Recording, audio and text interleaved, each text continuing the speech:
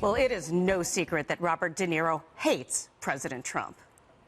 Today, the world is suffering from the real Donald Trump. This idiot is the president.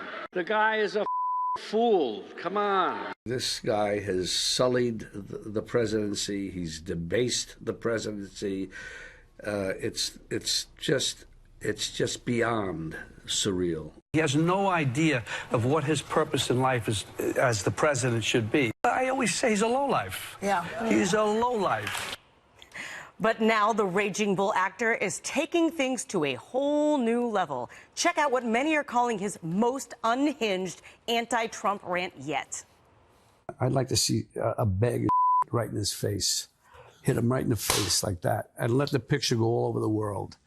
And that would be the most humiliating thing, because he needs to be humiliated. He needs to be confronted and humiliated by whoever his opponent is, his political opponent.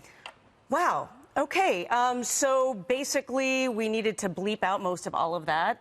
He's sounding a little bit to me more like Joe Pesci than Robert De Niro. And, you know, here's somebody who, you know, from day one has not been a fan of President Trump. But, you know, look, my question to you, Tom Shalhoub, is when are we going to give up on caring about what celebrities think about politics? I mean, who cares? I mean, look, you know, he has his right to his opinion and everything else. But, I mean, why are we even talking about this? Well, people love this stuff. They love the most strident anti-Trump voices. But you notice the people like De Niro, he has a great deal of intelligence as an actor. When you watch him work, he's super gifted and he has intelligence in that area. But when he talks about politics, it's not smart at all. So he obviously's got a block there. He's also very angry. And why has the president debased the presidency when De Niro is saying worse things than Donald Trump ever said?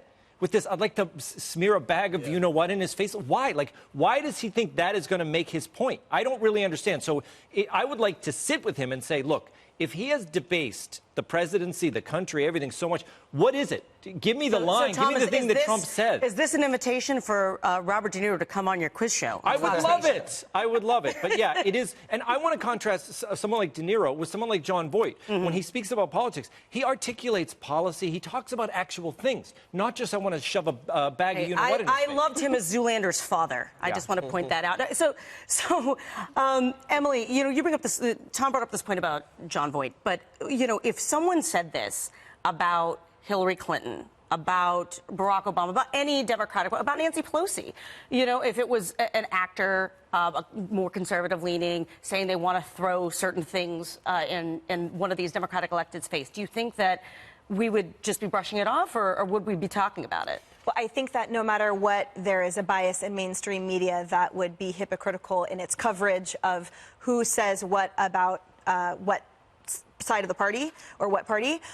For me, when I hear this, I just take it as comedy. Like you guys heard me laughing. Like I think it's funny to hear it that way. I listen to anyone who is thoughtful, regardless of what they are saying or what their views are. If they're thoughtful and articulate, then I listen and then I form my own opinion. I think what disturbs me more coming out of Hollywood, though, is that the celebration of being arrested, and I think that kind of the flagrance of it's my turn. Like I think that's a disgusting, shameful trivialization of what is a crippling aspect of our society. And if they had any type of gravitas, if they had any kind of self-respect, then they would take that energy and that exposure and put it towards actual criminal justice reform, rather than shoving in our face the fact that their wealthy attorney can get them out of jail immediately. And I know, Dana, you've talked about that before. I've seen you post on Twitter about, you know, the concerns about, you know, somebody like Jane Fonda just going out there and getting arrested time and time again.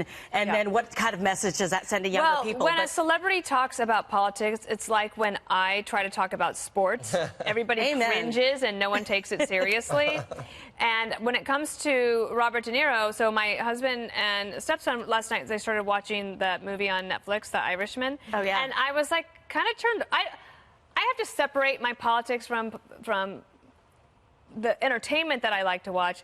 But I have to say, like, for this one in particular, I was like, yeah, I'm just, like, not that into it. And I left.